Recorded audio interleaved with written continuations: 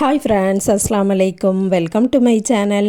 இன்றைக்கி நம்ம சேனலில் மீன் ஊறுகாய் எப்படி பண்ணலான்னு பார்க்க போகிறோம். மீன் ஊறுகாய் நல்ல சதை பற்றுள்ள மீனில் தான் எப்போவுமே பண்ணணும். நான் இன்றைக்கி எடுத்து வச்சுருக்க மீன் என்னன்னு பார்த்திங்கன்னா, சூறை மீன் எடுத்து வச்சுருக்கேன். இதை நல்லா வாஷ் பண்ணிவிட்டு அதில் இருக்கக்கூடிய தோல், முள் எல்லாத்தையுமே ரிமூவ் பண்ணி எடுத்து வச்சுருக்கேன். பொடி பொடியாக கட் பண்ணியும் எடுத்து வச்சுருக்கேன்.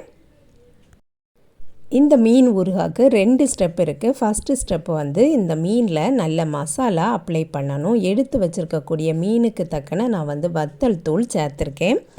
1 டீஸ்பூன் இஞ்சி பூண்டு விழுதும் சேர்த்துருக்கேன். உப்பும் சேர்த்துடலாம். சேர்த்துட்டு இதை நல்லா மிக்ஸ் பண்ணிடணும். மிக்ஸ் பண்ணினதுக்கு அப்புறமா நான் ஒரு 1 ஹவர் போல் வச்சுருந்தேன்.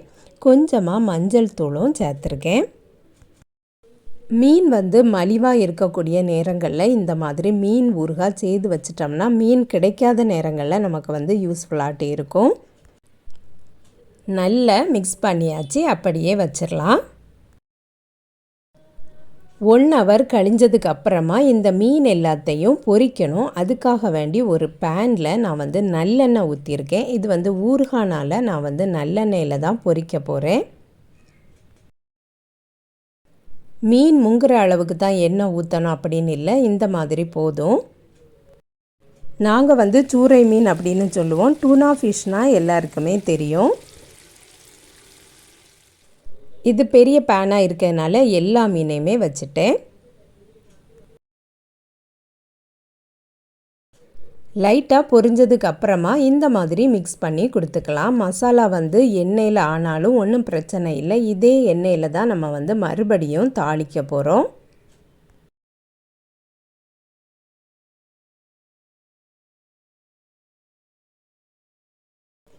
நிறைய மசாலாலாம் போட்டிருக்கிறதுனால கரிஞ்சிடக்கூடாது. அதுக்காக வேண்டி மீடியம் ஃப்ளேம்லேயே தீய வச்சுருக்கணும். மிக்ஸ் பண்ணி கொடுத்துக்கலாம். நான் எடுத்திருக்க மீன் ஒரு 1/2 கிலோ போல் இருக்கும்.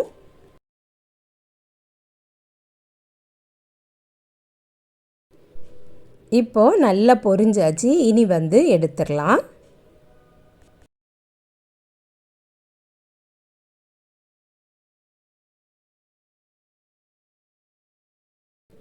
எண்ணெயில் நல்ல மசாலா மிக்ஸ் ஆயாச்சு. நம்ம எடுக்கக்கூடிய அளவுக்கு மசாலாவெல்லாம் எடுத்துடலாம். எடுத்துட்டு மறுபடியும் கொஞ்சமாக எண்ணெய் ஊற்றணும்.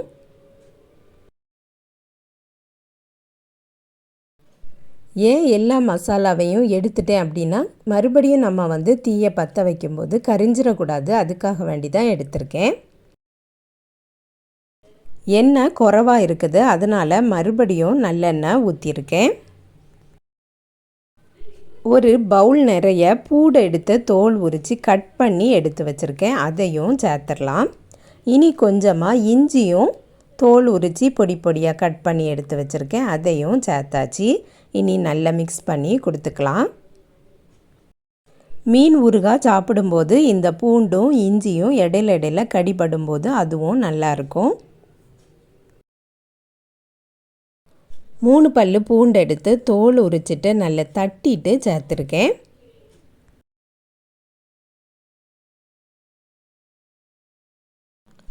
அடுப்பை சிம்மிலையே வச்சுக்கிடணும். கொஞ்ச நேரம் வதங்கினதுக்கு அப்புறமா கருவேப்பிலை சேர்த்துடலாம்.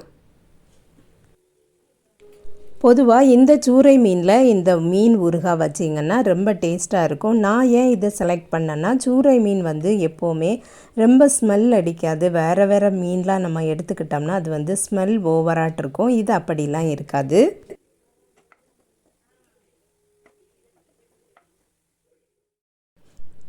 ஒரு டேபிள் ஸ்பூன் வத்தல் தூள் போட்டுடலாம். கொஞ்சமாக மஞ்சள் தூளும் போட்டுடலாம்.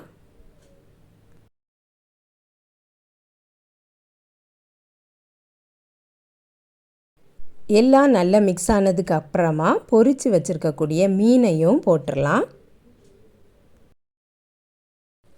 பூண்டு இஞ்சி கூட நல்ல மீன் மிக்ஸ் ஆகட்டும்.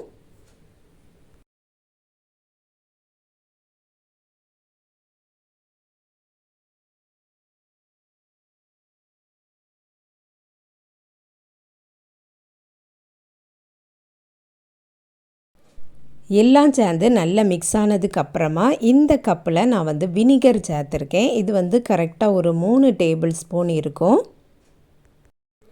வினிகர் சேர்க்கறதுனால இந்த ஊறுகாய் வந்து கெட்டு போகாமல் இருக்கும். அதுக்காக வேண்டி தான் வினிகர் சேர்த்துருக்கோம். வினிகர் ஊற்றிருக்கிறதுனால இந்த மீன் ஊறுகாய் வந்து ஒரு கிரேவி பதத்துக்கு வரும். பார்க்கவே அப்படி சூப்பராக கலர்ஃபுல்லாக இருக்குது. சாப்பிடவும் நல்ல ஒரு டேஸ்டாக இருக்கும். என்னோட இந்த வீடியோ உங்களுக்கு பிடிச்சிருந்துன்னா இந்த வீடியோவுக்கு ஒரு லைக் பண்ணிடுங்க. சப்ஸ்கிரைப் பண்ணாமல் பார்த்துட்ருக்கீங்கன்னா சப்ஸ்கிரைபும் பண்ணிடுங்க. உப்பு செக் பண்ணிவிட்டு மறுபடியும் கொஞ்சமாக உப்பு போட்டிருக்கேன். மீன் ஊறுகாய் சூப்பராக ரெடி ஆகிட்டு இதில் ஃபைனலாக கொஞ்சமாக வெல்லம் ஆட் பண்ணிக்கிடலாம்.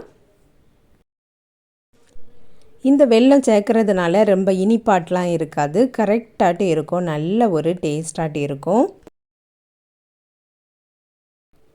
அவ்வளவுதான். இனி வந்து அடுப்பை ஆஃப் பண்ணிடலாம். இனி நல்லா ஆறுனதுக்கப்புறமா ஒரு கண்ணாடி பாட்டிலில் வச்சு நீங்கள் ஃப்ரிட்ஜில் வச்சிடலாம். மீன் சீசனாக இருக்கக்கூடிய காலங்களில் இதே மாதிரி செய்து வச்சுக்கிடுங்க. நீங்களும் செய்து பார்த்துட்டு எப்படி இருக்குன்னு கமெண்டில் சொல்லுங்கள். நெக்ஸ்ட் வீடியோவில் வேறு ஒரு ரெசிபியில் சந்திக்கிறேன். அஸ்ஸலாமு அலைக்கும்.